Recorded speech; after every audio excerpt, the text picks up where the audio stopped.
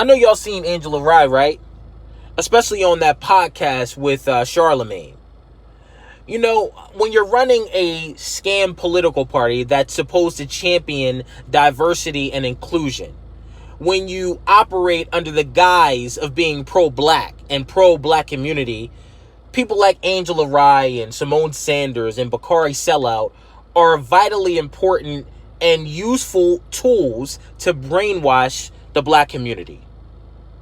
So, in this interview, or in this podcast, Angela Rye criticizes Louis Farrakhan, but defends Joe Biden. You know, Louis Farrakhan, the man that tells the truth, tells it like it is, exposes the fake Jews and how they use the black the black social movements in society, like the civil rights movement and various others, for their own political advances, that they didn't do it to help us. And now they're at the top of the social totem pole. You can't even say shit about the Jews without repercussions. But look, black people are still at the bottom. So she criticizes that man that tells the truth, the man that has rehabilitated various young black males that have made mistakes, that were incarcerated, and helped them turn their lives around through the Nation of Islam. You criticize him, but you defend and stand up for the man, the white man, that created mass incarceration, the number one issue in our community, Biden. You stand up for him. So I'm going to play a few excerpts of the interview podcast. I'm not going to play all of it. I'm going to post the link to the podcast in the description box so that you can listen to it in its entirety. But I'm going to start with Charlemagne asking Angela about her thoughts about Louis Farrakhan being censored by Facebook. Bear with me while I cue this up. Again, it wasn't really a conversation about money so much, even though my dad was an entrepreneur. I knew I could be an entrepreneur because he was one, but also like all of the activism stuff. Like, every day walking down the street, my dad would be like, "How you doing, Eddie?" My dad would be like, "Oh man, just out here fighting that racism." You know, like, so I'm like, I know that's a real thing. You know, his activities, organizing a boycott over here, structuring this protest over here. You know, wants me to fly home now for, you know, something he was working on with affirmative action and restoring affirmative action in Washington State. But like, being around that makes a huge difference. Now, you talk about freedom. I want to talk about some things that's going on in the news right now. The ban that Facebook did on some figures in our community, Alex Jones. First of all, what you're not going to say is that Alex Jones is a figure in our community. Well, not our community. Okay. But just society, I guess. I don't freaking know. The media figure in society. To the biggest, a figure in the biggest. Yeah. Alex Jones, Milo Yiannopoulos. There's some other names too. But the biggest one that stands out for me is the Honorable Minister Louis Farrakhan. Yeah. What do you think of that form of censorship? This is really hard for me. And the reason it is hard for me is because if you ask me, and this is a point where I didn't fight with him verbally, but sparring in my mind with Killer Mike, who has been speaking out against the problems with censorship. And to me, I feel like there's a difference between censorship of people who are saying things I don't like, and censorship of people who have the types of hate speech that incite violence. That's a different kind of thing. So in my mind, I can justify a ban on Alex Jones and InfoWars and Milo. It's been harder for me with Louis Farrakhan. And what I had to do yesterday, my mom has told me all my life that the most important skill I can gain in life is perspective taking. And this. Let me stop her right there.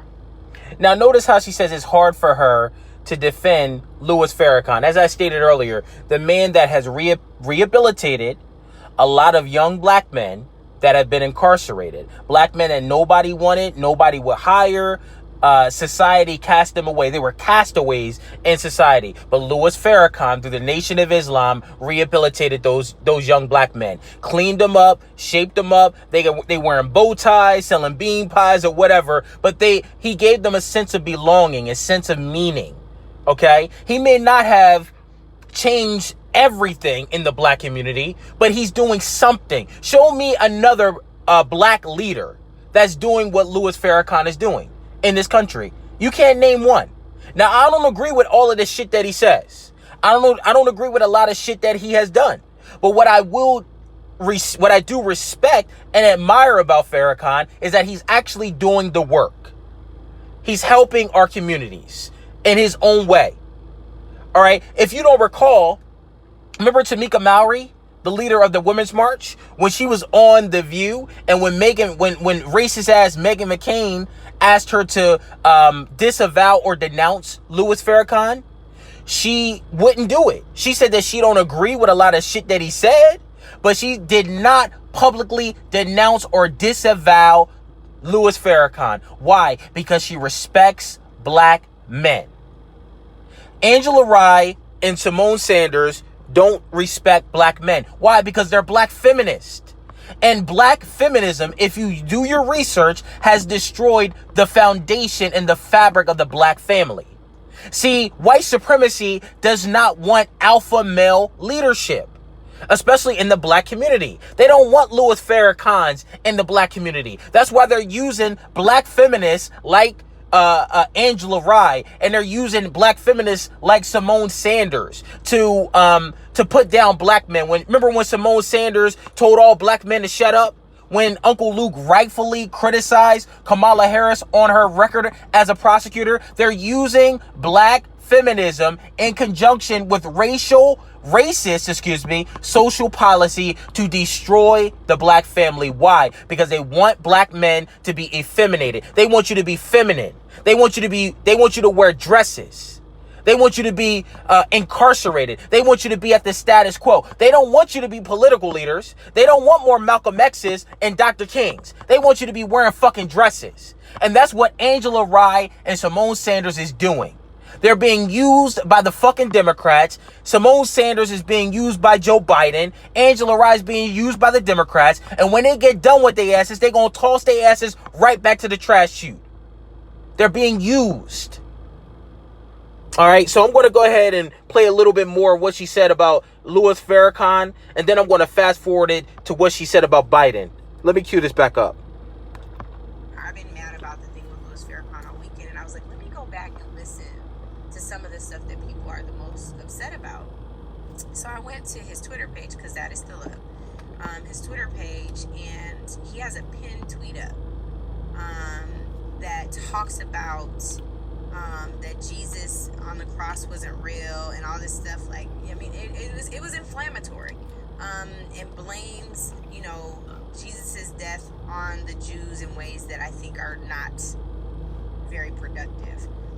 What I wish, if I could have a conversation with the minister, it would be that he needs to show up consistent, and by that I mean live out his authentic truth in a way that empowers, that has traditionally empowered black people, but does not take away power from other communities when that power is not rooted in racism, bigotry, or overpowering other communities. Let me stop it right there, man. Fuck other communities. Remember when she said black people are immigrants?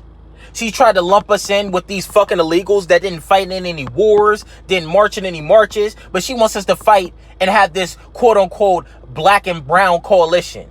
Now she's talking about Louis Farrakhan telling the truth about the fake Jews and how he insulted people that she knew that was Jewish, when he's telling the truth of how the fake Jews manipulated Dr. King, took advantage of his good-heartedness and his altruism, how they took advantage of him and the civil rights movement, like I alluded to earlier, and they used him for their own platform to build their own political powers, and they ain't doing shit for the black community. None of these immigrants are doing shit for the black community. They're not doing shit.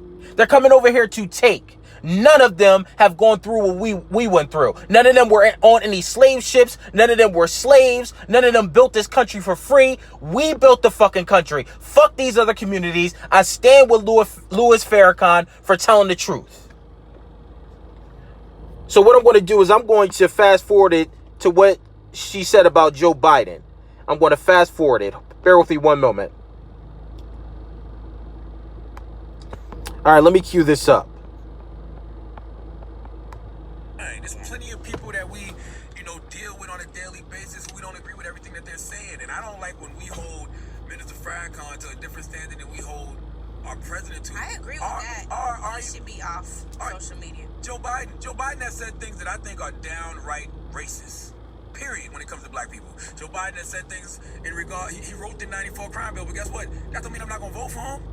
So if I can look at somebody like Joe Biden and say I disagree with what he said here, what he said there, what he said there, but still say, you know what? But I'll vote for him because of all the other things that he may bring to the table that are good for us. Joe Biden said the N-word and refused to apologize for it. I haven't heard Joe Biden apologize for nothing. But that partially is not true. Okay.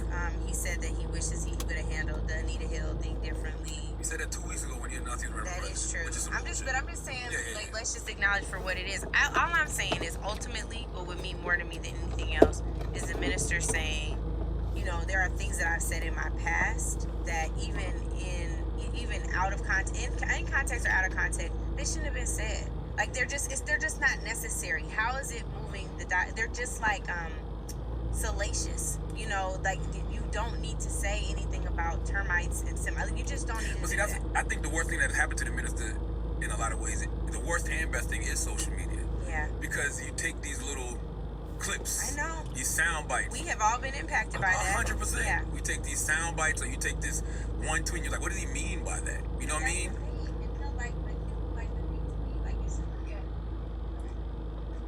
But you should look at where he that's not, you got lipstick? It's chapstick. You said I'm putting my lipstick on too. That was ashy right here, but mine too. I felt it right here in the corner. That's what I'm gonna tell you. When next time you post something, I'm gonna say the corner of your lip is ashy. You're probably right. Since you said that my back was ashy, but we already talked about it. But anyway, my point was, what was my point? You're talking about Minister Farrakhan, and you wish he did not. You wish he would apologize for some of the things he said, I guess. No, but we were past that point. What was I just saying? I don't remember. Your ass distracted me. Okay, now people aren't gonna. He said ash, A-S-H. I said ash. I know, but you just have to be careful. Oh, you're right. Your ashy mouth distracted me. Okay. But no, all I'm saying about the minister is, I'm not with. Like, it's such a. Oh, that's what I was gonna say. Sorry. So my thing is, we can't make it seem like this is just something that we disagree with. Some of it is really hateful. I think what Joe Biden says is hateful. When you say that Barack Obama is the first mainstream African American that you've met that is bright, articulate, and clean, what you saying? All the rest of us is dirty? The rest of us not bright? The rest of us not articulate? And he said that in 2008. Yeah, I think that he didn't mean it that way. All right, that's hateful. And no, I don't know. And I'm just saying, for somebody who I've worked around him enough to know that he regularly puts his foot in his mouth.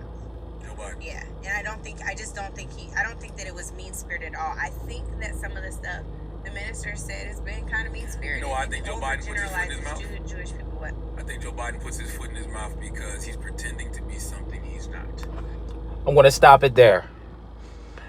So she hasn't met Louis Farrakhan, but she's putting him down publicly. But she knows Joe Biden, right? And she's defending him after all the shit that he has done. The crime bill, the shit that he said about Obama, saying that he's the only clean, articulate black man that he knows. Think about all the black graduates from all over the country, from these great schools, the black politicians, and Barack Obama's the only articulate, clean black man that he knows. All the shit that Biden says, Charlemagne hit around the bullseye. Biden is trying to be something that he's not. He's really racist as shit. Listen to his speech in '94 when he basically said that black people need to be locked up, that we can't be rehabilitated.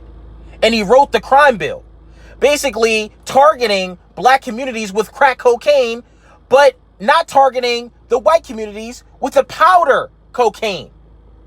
That was a provision in the crime bill.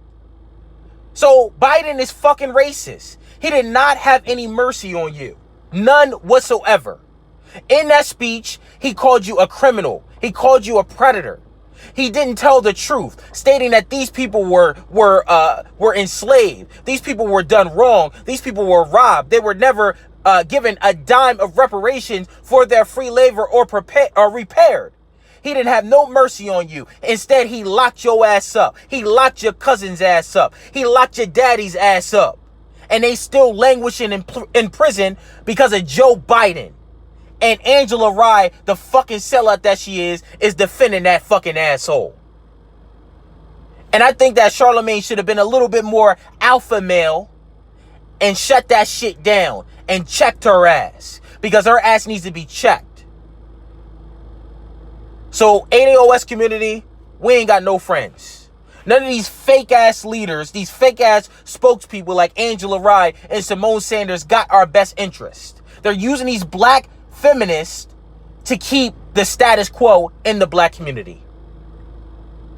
And they're using these black feminists to defend Biden's crime bill. Look at who he's using. He's using black women to defend his fuck-ups and how he destroyed our community, how he destroyed families in the black community because of that fucking bill. He's using Simone Sanders and Angela Rye to defend his ass. And they don't fucking see it. So that's why we got to keep up the heat, y'all. We got to keep demanding a black agenda. We got to keep demanding answers. We got to keep the heat on these fucking Democrats to come up with a black agenda and reparations. If they don't, they not getting a fucking vote. Joe Biden's ass is fucking canceled. So make sure you like, make sure you share, make sure you subscribe to my channel, make sure you drop a comment. I definitely appreciate all the love. Thank you for allowing me to share my views. Have a good evening.